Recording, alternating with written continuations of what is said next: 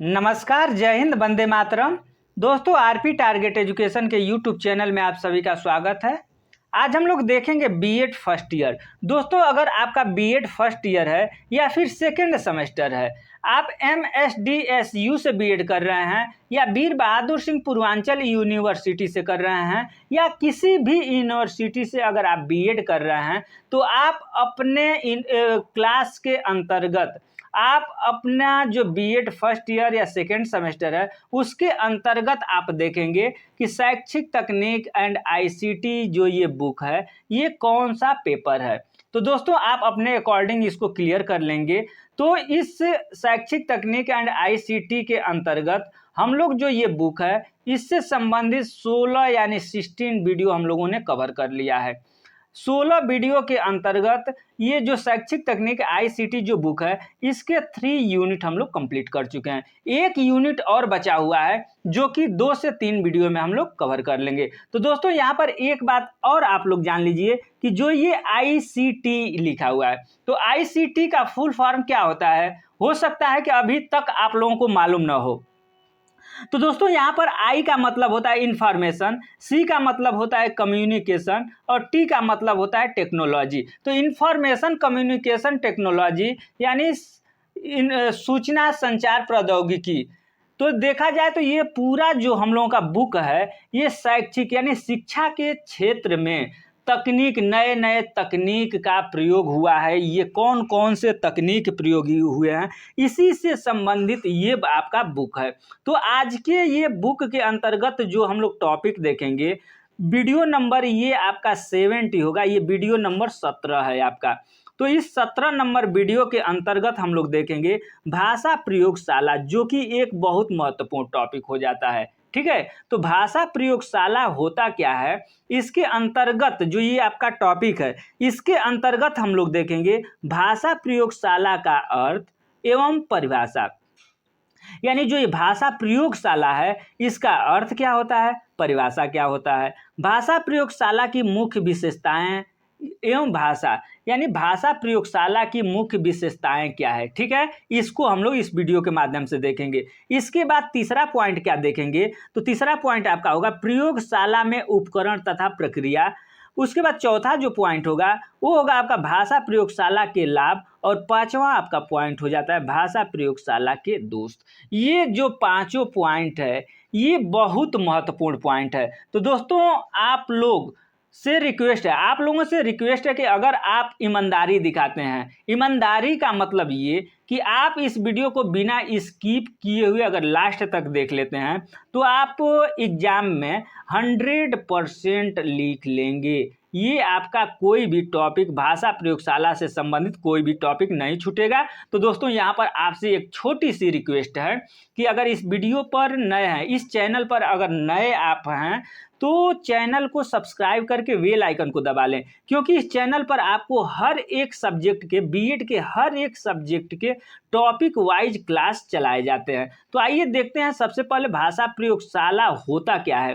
ठीक है, भाषा प्रयोगशाला का अर्थ हम लोग समझेंगे। अगर भाषा प्रयोगशाला के अर्थ को आप समझ जाते हैं तो ये समझिए कि हर एक पॉइंट को आपको समझना आसान हो जाता है। तो यहाँ पर हम लोग देखेंगे भाषा, 2 शब्द यहाँ पर है, भाषा और प्रयोगशाला। ठीक है, यहाँ पर कौन कौन से शब्द हैं, भाषा और प्रयोगशाला। भाषा हम लोग जैसे मान लीजिए कि हिंदी बोलते हैं, इंग्लिश बोलते हैं, यानी भाषा जितने भी प्रकार के होते हैं ये भाषा हो गया, लिखित भाषा, मौखिक भाषा, ठीक है, ये सब भाषा हो गया। तो भाषा एक हो गया। तो इसका प्रयोगशाला क्या है, इन भाषा को प्रयोगशाला में कैसे डेवलप किया जाता है, प्रयोगशाला में क्या होता है, प्रयोगशाला में हम लोग प्रयोग करते हैं। तो इस प्रयोगशाला में भाषा का हम लोग क्या प्रयोग करेंगे, इस भाषा का क्या क्या रोल होगा, इसके बारे में हम लोग जानेंगे। तो यहाँ पर देखेंगे भाषा प्रयोगशाला मूल भाषा कौशल की पद्धति को विकसित करता है। भाषा प्रयोगशाला की परिभाषा को अब हम लोग देख लेते हैं। तो यहाँ पर रॉबर्ट्स लेडो के अनुसार जो भाषा की परिभाषा दिए हैं वो दिए हैं क्या, कि भाषा प्रयोगशाला भाषा शिक्षण का केंद्र है। क्या है, भाषा प्रयोगशाला। यहाँ पर 2 पॉइंट है, भाषा प्रयोगशाला और भाषा शिक्षण का केंद्र। तो भाषा प्रयोगशाला भाषा शिक्षण का केंद्र है जिसमें छात्रों को सुनने, बोलने, पढ़ने, लिखने आदि के लिए नियंत्रित वातावरण प्रदान किया जाता है। ये भाषा प्रयोगशाला है। अब देखेंगे हम लोग भाषा प्रयोगशाला की मुख्य विशेषताएं। दोस्तों परिभाषा आप लोग अगर ये चाहें तो परिभाषा हम आपको और एक आठ दे सकते हैं, लेकिन जो मुख्य और मेन इंपॉर्टेंट एक परिभाषा होता है वही एक परिभाषा आप लोगों को हम उपलब्ध कराते हैं ताकि आप लोग उसको सीख सके, समझ सकें, याद कर सकें।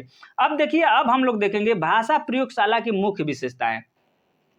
तो भाषा प्रयोगशाला की मुख्य विशेषता क्या है, यहाँ पर एक बात और थोड़ा सा भाषा प्रयोगशाला के बारे में आप लोगों को हम बता देना चाहते हैं, क्योंकि अगर भाषा प्रयोगशाला पूर्ण रूप से अगर नहीं समझ में आता है तो आपको समस्या होगी, जबकि अगर नीचे वीडियो में हम लोग देखें तो आपको पूर्ण रूप से समझ में आ जाएगा। लेकिन यहाँ पर एक बात हम आपको बता देना चाहते हैं कि जो भाषा प्रयोगशाला होता है एक ये रूम होता है और इस रूम के अंतर्गत 15 से 16 से 20 कंप्यूटर होते हैं, ऑडियो होते हैं, जिसमें बच्चा अपने अनुसार ऑडियो वीडियो सुनना बोलना ये सब अपने अनुसार सीखता है। तो इसको हम लोग इस वीडियो के माध्यम से ही देखते हैं। तो यहाँ पर देखिए आप, भाषा प्रयोगशाला की मुख्य विशेषताएं क्या क्या इसकी विशेषता है जो भाषा प्रयोगशाला है। तो पहली विशेषता नहीं, पहले अब देखेंगे कि भाषा प्रयोगशाला मूल भाषा कौशल की पद्धति को विकसित करता है। यह व्यक्तिगत ध्यान का लाभ उठाने, सुनने विधि और सुनने के माध्यम से सीखने और एक पूरी तरह से कंप्यूटराइज वातावरण में सीखने की पद्धति के माध्यम से भाषा में महारत हासिल करने के लिए एक आसान तरीका प्रदान करता है। यानी भाषा प्रयोगशाला क्या है, तो यह एक कंप्यूटरीकृत वातावरण है, यानी कंप्यूटरीकृत वातावरण है जिसमें बच्चा क्या करता है कि सुनता है, देखता है, बोलता है और अपने तरीका से सीखता है। तो पहला पॉइंट इसकी विशेषता हम लोग देखेंगे मुख्य विशेषता के अंतर्गत। तो पहला है कि स्वगति निर्धारण। इसमें क्या होता है कि एक रूम में 16 से 20 कंप्यूटर होते हैं, उसमें जो बच्चा है स्वगति निर्धारण भाषा प्रयोगशाला में, क्योंकि छात्र को टेप को चयन करने की सुविधा होती है, जो टेप रखे होते हैं, जो कंप्यूटर रखे होते हैं, इसमें भाषा प्रयोगशाला में बच्चे स्वतंत्र होते हैं कि कौन सा टेप का वो चयन करेंगे। ठीक है, इस कारण वह उसका चयन उन अपने व्यक्तित्व हितों को दृष्टिगत रखते हुए करते हैं। इसके अलावा अगर देखा जाए तो उनको अपनी क्षमता और आवश्यकता के अनुरूप चला सकते हैं। जो कंप्यूटर वो सेलेक्ट करेंगे, जो टेप वो सेलेक्ट करेंगे अपने रूम में, उसको वो स्वयं अपने अनुसार चला सकते हैं। ठीक है, जिसकी गति का निर्धारक वह स्वयं होता है और गति को अपने अनुसार तीव्र, रजामंद करने, तीव्र या उसकी मंद, यहाँ पर तीव्र या मंद कर लीजिएगा, तीव्र या मंद करने की सुविधा उपलब्ध होती है। ठीक है, अब देखेंगे हम लोग कि स्वश्रवण नियंत्रण। जैसे मान लीजिए कि क्लास में 16 बच्चे हैं, 16 से 20 बच्चे हैं और टेप को अपना प्रयोग कर रहे हैं, तो किस बच्चे को कितना श्रवण चाहिए, कितना आवाज़ चाहिए, उसका नियंत्रण उन लोगों के पास होता है। ये नहीं कि मान लीजिए कि 16-20 बच्चे हैं तो एक साउंड करिएगा तो वो बहुत बच्चों को तेज लगेगा, बहुत लोगों को सुनाई नहीं देगा। तो इसमें क्या होता है, जो भाषा का अपना ये लाइब्रेरी है भाषा, तो उसमें क्या होता है कि जो स्वश्रवण नियंत्रण अभ्यास के समय छात्रों को टेप चलाने, पीछे ले जाने अथवा आगे ले जाने के लिए बार बार सुनने आदि की सुविधा रहती है, जिससे वह वांछनीय अनुकरण कर सके। इसका निर्धारण छात्र स्वयं करता है। जैसे मान लीजिए कि जो बच्चा है, भाषा प्रयोगशाला में क्या होता है कि जो बच्चा है उसको आवाज़ सुनने के लिए स्व नियंत्रण होता है कि अपना आवाज़ को कम बेसी कर सकता है। उसके बाद से अगर देखा जाए तो आगे पीछे टेप को, जैसे मान लीजिए कोई रिकॉर्डेड चीज़ है तो उसको आगे करेगा, पीछे करेगा, बार बार उसको सुन करके अपने अनुसार सीख सकता है। ये क्या होता है, ये भाषा प्रयोगशाला में होता है। अब देखिए मोस्ट इम्पॉर्टेंट उसका रोल क्या है, एक और रोल है, तो ये है पुस्तकालय संचालन।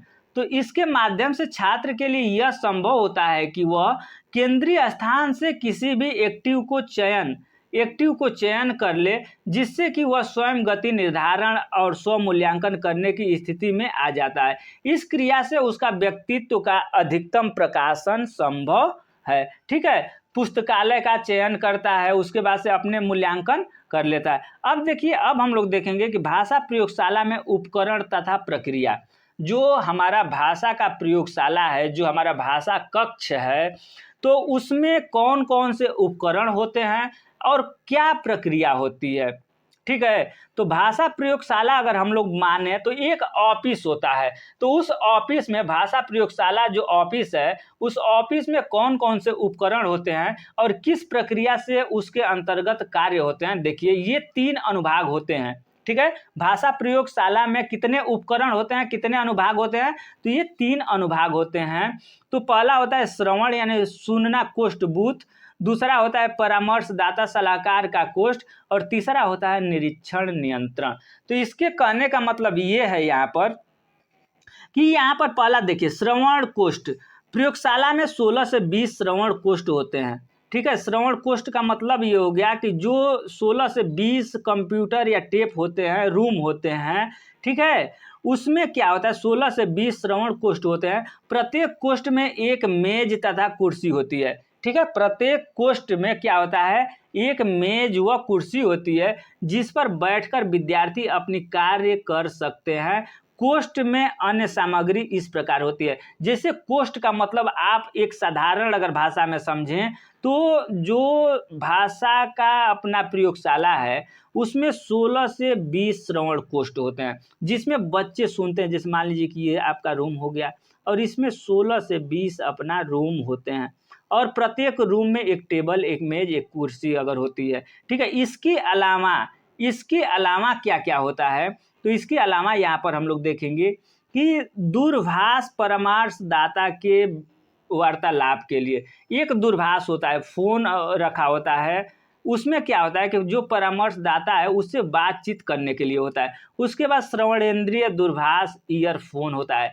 जो ये रूम है ना, एक रूम में एक बच्चा यहाँ कुर्सी पर, मेज पर बैठ रहा है, तो उस बच्चे को एक फ़ोन दी जाती है कि आपको कोई भी समस्या होती है तो आप बात कर सकते हैं। ठीक है, उसके बाद क्या दे दिया जाता है कि एक लीड दी जाती है उसको कि अपना कान में लगा करके लीड को अपना आवाज़ को सुन सकता है। उसके बाद एक स्विच दी जाती है, स्विच से अपना ऑन ऑफ अपना कर सकता है जो अपना टेप रखा है। टेप एक रिकॉर्डर रहता है जो भी अपनी आवाज़ होती है उसको रिकॉर्ड करता है। ठीक है, इतना सामान बच्चों के एक कोष्ठ में होता है। ठीक है, अब देखिए दूसरा जो है परामर्शदाता कोष्ठ। अब अभी हम लोग क्या देख रहे थे, अभी देख रहे थे कि श्रवण कोष्ठ। ठीक है, श्रवण कोष्ठ जो बच्चे सुनते हैं वो था। अब देखिए परामर्शदाता कोष्ठ, यानी इसमें क्या होता है, परामर्श दिया जाता है। तो परामर्श दिया जाता है जिस रूम में, उसमें क्या क्या चीज़ होता है, तो इसको देखिए। इस पोस्ट में कई टेप तथा मास्टर टेप होते हैं। इस पोस्ट में कई टेप तथा मास्टर टेप होते हैं तथा इस प्रकार की व्यवस्था रहती है जिसमें परामर्शदाता विद्यार्थी से संपर्क स्थापित करता है। ठीक है, क्या करता है, विद्यार्थियों से परामर्श क्या करता है, संपर्क स्थापित कर सकता है। परामर्शदाता के कोष्ठ में निम्नलिखित सामग्री होती है। ठीक है, अब तक तो हम लोग श्रवण कोष्ठ देखे, अब परामर्शदाता का जो रूम है उसमें क्या क्या होता है इसको अब हम लोग देखेंगे।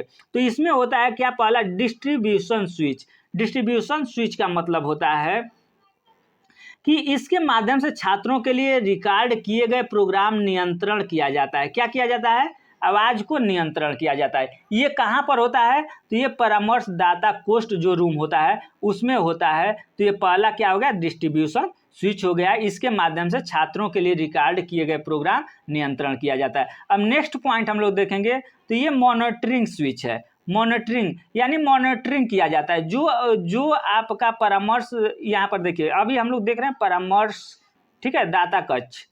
तो इसमें अब मॉनिटरिंग स्विच एक होता है। तो यहाँ से क्या होता है कि इसके माध्यम से छात्रों की आवाज़ को परामर्शदाता सुन सकता है तथा उपयुक्त सुधार कर सकता है। जो टीचर है, अब परामर्शदाता है, वो अपने रूम में बैठ करके सभी बच्चों की आवाज़ को सुन सकता है और उसको यहीं से मॉनिटर स्विच से मॉनिटरिंग करके उनको परामर्श दे सकता है। अब देखिए इस तीसरा पॉइंट हो जाता है इंटरकॉम स्विच। तो इंटरकॉम स्विच का मतलब होता है इसके द्वारा छात्रों को दो तरफा संप्रेषण किया जाता है। ठीक है, दो तरफा संप्रेषण किया जाता है। अब नेक्स्ट पॉइंट हम लोग देखेंगे group call switch. Group call switch के मद द्वारा हम लोग देखते हैं कि जो परामर्शदाता होता है वो सभी बच्चों के साथ इसके द्वारा छात्रों के लिए घोषणाएं की जाती हैं जो विशेष रूप से कार्य करते हों। जैसे मान लीजिए कि रूम में बच्चे 40-50 या 16-20 तो बैठे रहेंगे, तो सभी बच्चों को ग्रुप कॉल स्विच के माध्यम से एक साथ कोई भी सूचना दी जाती है, कोई भी घोषणाएं की जाती है। अब नेक्स्ट पॉइंट देखेंगे, ऑल कॉल स्विच, यानी जितने भी कॉल हैं उससे संबंधित एक स्विच होता है। यह सभी छात्रों के लिए घोषणाएं करने के लिए प्रयुक्त किया जाता है। अब देखेंगे नेक्स्ट जो पॉइंट होगा वो होगा नियंत्रण कक्ष। अब तक तो श्रवण कक्ष देखे हम लोग, जिसमें बच्चे टेप रख करके उसके बाद वो अपना पढ़ रहे हैं, देख रहे हैं। अब यहाँ पर हम लोग देखेंगे क्या कि नियंत्रण कक्ष है, ठीक है। नियंत्रण कक्ष में क्या क्या होगा, कंट्रोल रूम में क्या क्या होगा, तो इससे सभी प्रकार के टेप रिकॉर्डर तथा उपकरण जो होते हैं ताकि आवश्यकता अनुसार छात्रों को उपलब्ध कराया जा सके, ठीक है। इसमें सभी प्रकार के टेप रिकॉर्डर तथा उपकरण होते हैं। नियंत्रण कक्ष में क्या क्या होता है, तो टेप रिकॉर्डर होता है और उपकरण, बहुत सारे उपकरण होते हैं जिसके सहायता से जिन बच्चों को जिसकी आवश्यकता पड़ती है वो बच्चों को उपलब्ध कराया जाता है। अब देखिए भाषा प्रयोगशाला के लाभ क्या क्या है। मान लीजिए कि भाषा प्रयोगशाला, अभी हम लोग देखें कि भाषा प्रयोगशाला में 15 से 16 से 20 टेप रहते हैं, बच्चे बैठ करके अपने अनुसार सीखते हैं। उसमें ये श्रवण कक्ष हो गया। इसके बाद हम लोगों ने देखा परामर्शदाता कक्ष, तो परामर्शदाता कक्ष के पास क्या क्या था उसको हम लोगों ने समझा, ठीक है। अब देखेंगे हम लोग भाषा प्रयोगशाला के लाभ। तो भाषा प्रयोगशाला के क्या क्या लाभ हैं, तो पहला लाभ है कि विद्यार्थी अपने गति से सीखता है। सही बात है, उनको एक टेप मिल जाता है, वो अपने अनुसार आवाज़ कम बेसी करता है, आवाज़ को इधर उधर करता है, जो रिकॉर्डेड रहता है उसको आगे पीछे कर सकता है बच्चा, यानी अपने अनुसार सीखता है। शब्दों के उच्चारण में सहायता होती है, जैसे शब्दों का उच्चारण सीखता है बच्चा, टेप के माध्यम से जो आवाज़ सुनता है तो वो शब्द का उच्चारण सीखता है। तीसरा पॉइंट है विद्यार्थी को अभिप्रेरणा मिल जाती है। चौथा क्या है, अभिप्रेरणा मिल जाती है। चौथा पॉइंट है बार बार शुद्ध विषय वस्तु को सुनने और शुद्ध उच्चारण अधिगम में सहायता मिलती है। पांचवा पॉइंट हो जाता है विद्यार्थी पाठ को बार बार दोहरा सकता है। बार बार दोहराने से क्या होता है, बच्चे को याद हो जाता है। छठा पॉइंट आपका है विद्यार्थी अभ्यास द्वारा अपनी गलतियों को ठीक कर सकता है। सातवां पॉइंट है इसका लाभ क्या है, तो इसका लाभ सातवां है कि विद्यार्थी का उच्चारण किसी दूसरे छात्र को सुनाई नहीं देता है, वह बिना हिचकिचाहट के कार्य कर सकता है। जैसे मान लीजिए कि लीड लगाया हुआ है तो दूसरे किसी को आवाज़ सुनाई देगा नहीं, वो बिना हिचकिचाहट का अपना जो भी काम है, जो भी सीखना है वो सीख सकता है, बोल सकता है, रिकॉर्ड कर सकता है। आठवां पॉइंट जो होता है वो साधारण अध्ययन में भाषा अभ्यास के लिए जितना समय चाहिए वह नहीं मिल पाता है, परंतु भाषा प्रयोगशाला में वह सुविधा विद्यमान है, ठीक है। नौवां पॉइंट हो जाता है छात्र की क्रियाशीलता बढ़ जाती है। अब देखिए इसके कुछ दोष है, कुछ भाषा सीमाएं हैं, तो वो सीमाएं क्या क्या हैं, तो यह खर्चीली विधि है भाई। जब मान लीजिए कि हर एक बच्चों के लिए अलग अलग टेप उपलब्ध किया जाएगा, परामर्शदाता के पास उपकरण होंगे, तो ये खर्चीली विधि तो होगी ही होगी। नेक्स्ट पॉइंट हम लोग देखेंगे विदेशों में जो अन्य भाषाएं सिखाई जाती हैं उसके विद्वान मिलना कठिन हो जाते हैं, ठीक है। अब नेक्स्ट पॉइंट है 16 से 20 छात्र ही एक समय में कार्य कर सकते हैं, इससे अधिक नहीं कर पाते हैं। जैसे हम लोग बार बार पढ़े कि जो एक कक्ष होता है, जो एक भाषा प्रयोगशाला होता है, उसमें 16 से क्या होता है 20 टेप होते हैं और 16 से 20 बच्चे ही एक साथ अपना जो शिक्षण कार्य है वो कर सकते हैं। अब नेक्स्ट पॉइंट हो जाता है भाषा प्रयोगशाला का प्रयोग भाषा पढ़ने तथा लिखने में नहीं हो सकता है। जैसे जो ये भाषा प्रयोगशाला है इसका प्रयोग हम लोग भाषा को पढ़ने में तथा लिखने में नहीं कर सकते हैं। ये आप इसकी सीमाएं हैं या हानियाँ हैं। तो दोस्तों आपको वीडियो कैसा लगा, वीडियो आपको अच्छा लगा हो तो वीडियो को लाइक करें, शेयर करें तथा चैनल पर अगर पहली बार विजिट कर रहे हैं और आप बीएड कर रहे हैं तो टॉपिक वाइज पूरा सिलेबस फ्री में नोट्स पाने के लिए चैनल को सब्सक्राइब करके बेल आइकन को दबा लें। धन्यवाद।